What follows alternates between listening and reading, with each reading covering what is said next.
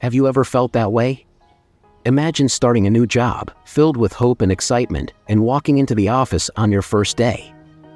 You sit down at your desk in front of a sleek Dell laptop and a hot cup of coffee, ready to begin this new journey.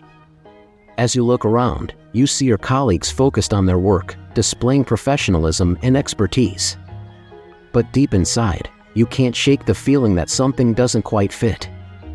It's like you don't belong in this unfolding scene. Your manager, dressed impeccably in a suit that probably costs more than your yearly salary, commands respect. The HR representative gives off an air of sophistication, suggesting they may have worked at a fancy fashion brand like Massimo Dutti before joining your company. While everyone seems to have effortlessly found their place, you can't help but feel like the odd one out.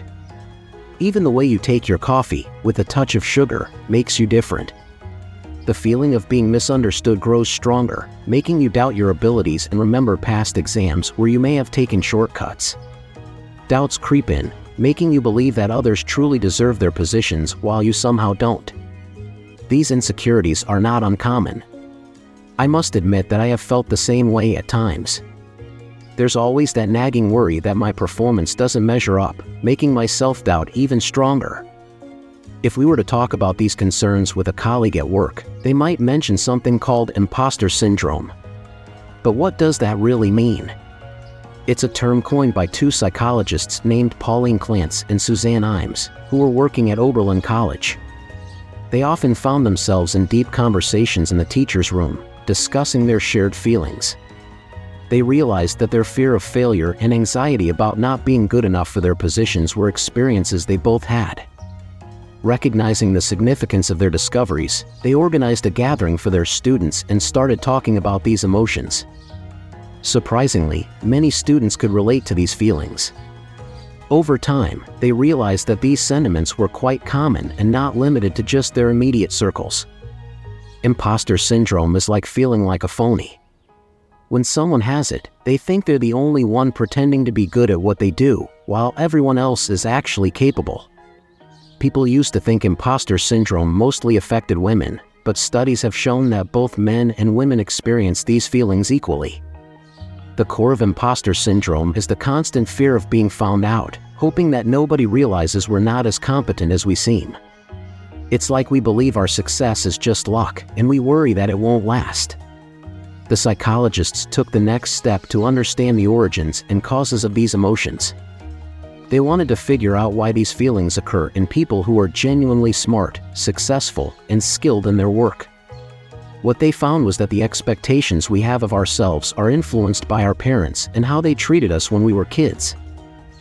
Whenever we come across something we don't understand, we tend to blame our parents. Maybe they had really high expectations for us, or maybe they saw us as less intelligent compared to our siblings. In both cases, as we grow up, we feel a gap between what others expect from us and who we truly are. But what if we're actually frauds and cheaters? It's not fair to label every problem we face in life as a psychological issue and come up with a fancy name for it. Because it makes it difficult to tell the difference between real psychological disorders and just exaggeration. Let me introduce you to Jean Baudrillard, a famous French philosopher and sociologist who made a guest appearance in the movie Matrix. He has a really interesting theory that might sound strange at first. According to Baudrillard, we are currently living in what he calls the post-industrial era, and in this era, we are experiencing something called hyperreality. Now, what exactly is hyperreality? Baudrillard explains that reality and images have changed. In the past, images were rare and would only appear on special occasions. When people looked at a picture, it would remind them of someone who wasn't physically present, like their grandparents, their childhood photos, or their parents' pictures when they were happy and looked different. Each picture represented something that didn't exist in reality. But nowadays, all the pictures around us no longer accurately represent who we are. They may show the past, but they can't capture our current reality. In today's postmodern era, images are all around us. It's not like before, when you only had a couple of pictures, maybe on the wall or in the newspaper. Now, you see pictures everywhere you go. You spend most of your day looking at screens, whether it's the TV, your phone, your laptop, or even when you're walking and see advertisements. There's hardly a moment when you don't come across an image, except when you're asleep. In the past, pictures represented things from the past that didn't exist anymore in reality. But now, the pictures you see are of people you know. Instead of just hearing that someone got married, you see pictures of their wedding on Facebook. Pictures have become a way to show reality even more than reality itself. The reality on our phones has become more important to us than what's happening right in front of us. Real life has taken a back seat to the life we see on social media platforms like Facebook. Nowadays, things have changed. Instead of daydreaming about how you'd look on vacation, people go on vacation just to take pictures and share them on Instagram.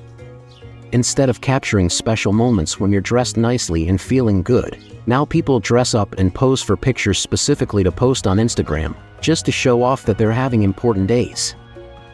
And when we take a selfie, we try to make it look perfect, applying filters before sharing it online. As time goes on, the pictures we post become more beautiful than reality itself. It means that our online life seems better than our real life. Nowadays, we spend our days watching snippets of other people's lives, but we forget that their real lives are not as glamorous as the pictures they post. So, when it's our turn to be in their shoes, we realize that things aren't as exciting as we imagined, and we start feeling like the problem lies with us. We try to change our clothes, our way of speaking, and even our appearance to resemble the person in the picture. Reality now revolves around the image, not the other way around like it used to. It's understandable that we feel like our ordinary, everyday life with all its details is fake and something is not right. It's a strange paradox. The image has become reality and the truth, while we feel like we're the ones pretending. But don't worry, you're not alone. In fact, most people are not where they are because they truly deserve it. Two researchers named Giorgio Baroni and Severo Moschiti decided to investigate the tax records of the city of Florence in 2016. They wanted to see if they could find a connection between the wealthiest families in the 15th century and the wealthiest families in 2016. And guess what? They made a surprising discovery. The families that were rich back in the 15th century are still rich and wealthy in 2016. And this phenomenon isn't just limited to Florence, my friend. Other researchers have found evidence that the economic status of English families can last for almost 8 centuries. Can you imagine being born into a wealthy family and enjoying social privileges simply because your ancestors were rich 600, 800, or even 1,000 years ago? It's like a never-ending cycle of wealth. This shows us the role that luck plays in our lives. But here's the interesting part. When we achieve something, we often like to believe that we deserve it more than anyone else. And to maintain that belief, we sometimes trick ourselves into thinking we're imposters through a self-deception called imposter syndrome. Sometimes, there's a small difference between what we think we deserve and what we actually receive in life. We may feel that luck played a role or that knowing certain people or having specific knowledge made a difference. We might even wonder if things would be different if we were in a different social class. Now, I have a suggestion for you when it comes to dealing with this imposter syndrome. Instead of trying to fix it, just let it be. Here's the thing, I'm here to give you some thought-provoking advice. Seriously, consider it. Many people feel that this everyday reality they experience is what makes them doubt themselves. The feeling of being a fraud is not only because of the gap between what your family expected of you in the past and your current position. It's actually about entirely different gaps. There are 2 important things to consider here. First, there's a difference between the imperfect and sometimes messy reality we experience and the beautiful images that shape our perception of reality.